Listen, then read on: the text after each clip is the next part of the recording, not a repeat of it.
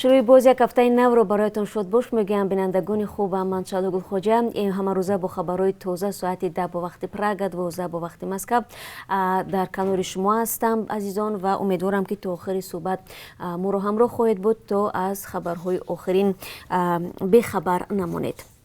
Азия плюс менависад ки нахуст вазири Тоҷикистон Хоҳи Расулзода дар раъси ҳайати намояндагии блоки иқтисодии Тоҷикистон ба Москав парвоз кардааст. Имрӯз ва фарду дар пойтахти Русия ҷаласаи 17-уми Комиссияи байниҳукуматии ҳамкории иқтисодии Тоҷикистон Русия баргузор мешавад.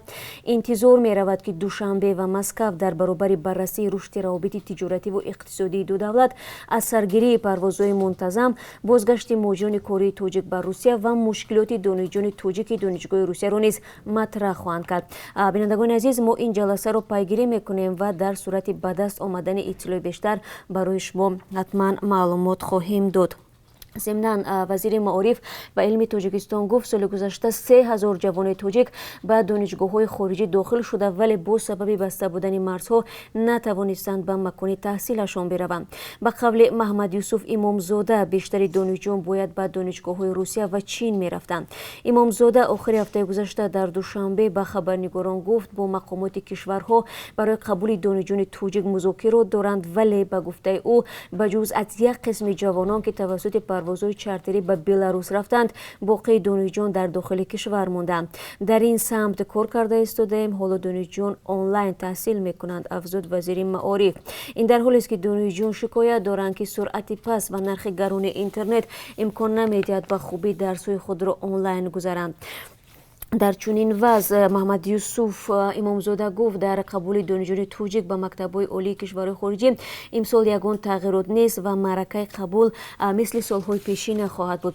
Ба қавли ӯ имсол Русия барои донишҷӯёни тоҷик 630 бурсия ё ҷой ҷудо кардааст. Масъулони вазорати маориф мушаххас нагуфтанд ки тақдири донишҷӯёни тоҷик дар муассисаҳои олии кишварҳои хориҷӣ чӣ мешавад. Гурӯҳе аз донишҷӯёни тоҷики донишгоҳҳои Русия ки бо сабаби густариши коронавируси нав имкони рафтан ба он кишварон надоштанд, рӯзи 11 ноябри соли гузашта дар назди бинои сафорати Русия дар Душанбе ва вазорати кории хориҷии Тоҷикистон ҷамъ омада хостори ҳалли мушкили сафарашон шуданд. Ба иттилои вазорати маориф ва илми Тоҷикистон дар умум беш аз 39 000 ҷавони тоҷик дар 27 кишвари ҷаҳон таҳсил мекунанд. Дар Тоҷикистон намояндагии хадамоти шиносномавӣ визавии вазорати корҳои дохилии Русия боз мешавад. Чунин намояндагӣ ҳафтаи гузашта дар Узбекистон низ ба фаъолият оғоз кардааст. Ин намояндагӣ имкон медиҳад ки дар ҳудуди Тоҷикистон ҳамаи санадҳои зарурӣ барои сафари муҳоҷирони корӣ ба Русия омода карда шавад.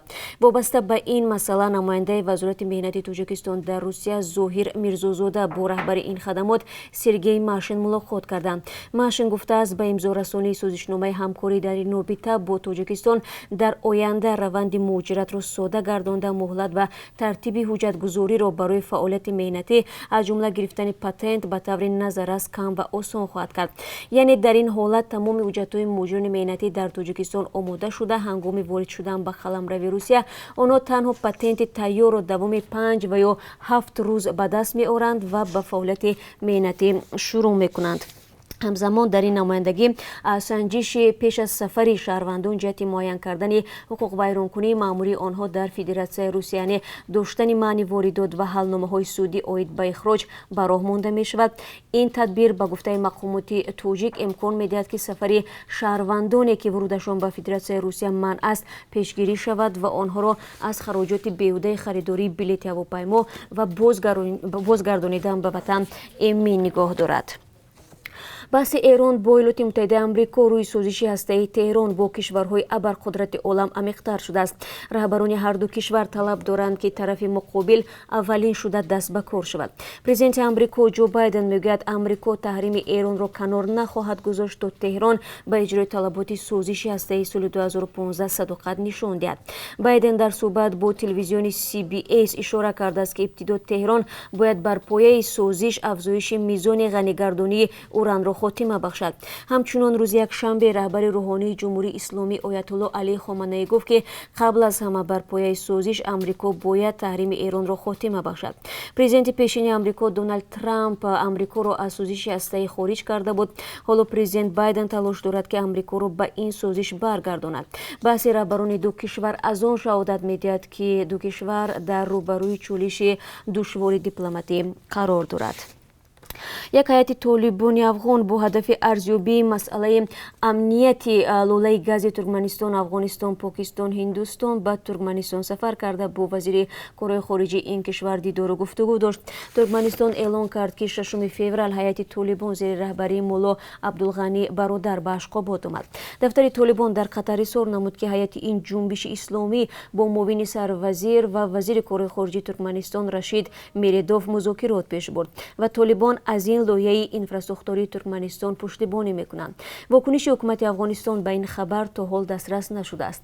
лӯлаи мазкур 1814 километр тӯл дошта аз кони гази Гилдиникихи Туркманистон ба воситаи Ҳирот ва Қандаҳори Афғонистон ва Кветаву Мултани Покистон то шаҳри Фазилкаи Ҳиндустон хоҳад расид.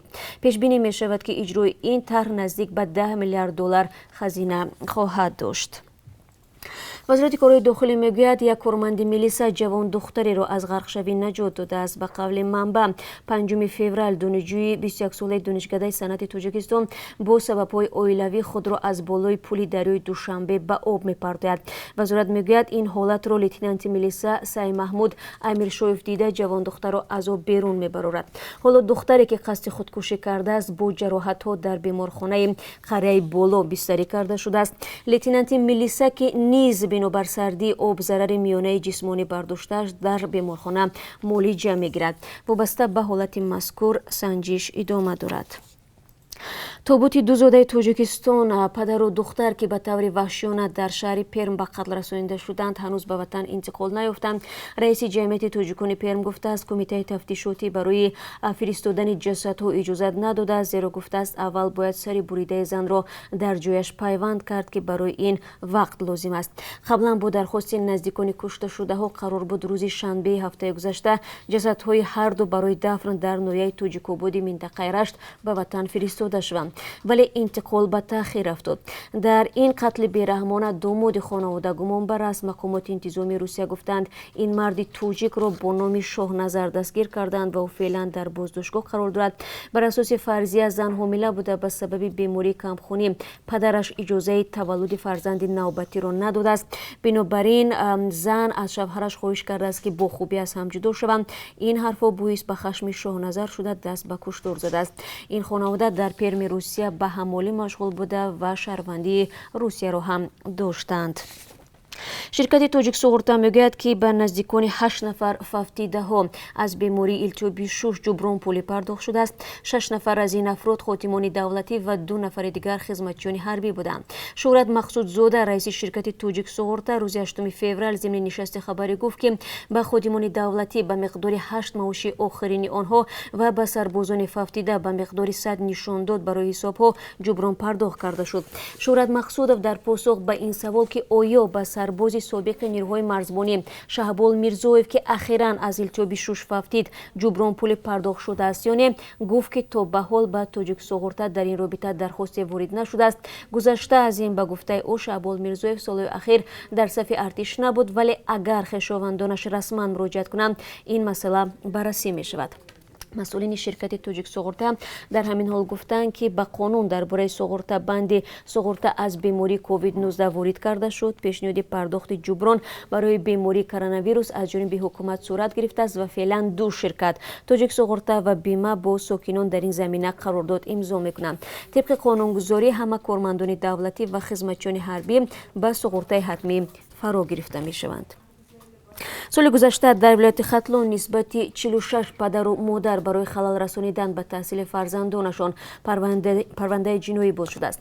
онҳо тибқи моддаи 164 кодекси ҷиноятии Тоҷикистон ҷазо мегиранд. ин банди қонун ҷиҳати эҷоди монеа барои гирифтани маълумоти ибтидоии ҳатмӣ, пардохти ҷарима ё зиндонро пешбинӣ мекунад. достонии вилояти Хатлон мегӯяд дар соли 2020 дар доираи қонуни масъулияти падару модар дар таълими фарзанд санҷишҳои прокурорӣ гузаронида шуда дар натиҷа нисбати нисбати 775 волидайн парвандаҳои маъмурӣ бозгардидааст. Инчунин 361 корманди муассисаҳои таълимӣ ба ҷавобгарии интизомӣ кашида шуданд. ва бинандагони азиз, чун ҳамеша дар поёни суҳбат бароятон аз қурби асъори хориҷӣ мегӯям. Бонки миллӣ нархи $1 имрӯз 11 сомониву 30 дирам ва 1 евроро 13 сомониву 54 дирам таъин кардааст. имрӯз 8 феврал 1000 рубли русӣ 149 сомониву 80 дирам нархгузорӣ шудааст, ки нисбати охири ҳафтаи гузашта ба маротиб баландтар мебошад. ташаккур мегӯям аз якояки шумо, ки то охири суҳбат моро ҳамроҳ будед ва хабарҳои бештар аз инро 30 соат пас тақдими шумо мекунем. дар ҳамин ҷо дар озоди видео рӯзи бобарор дошта бошед ва худо нигаҳдоратон.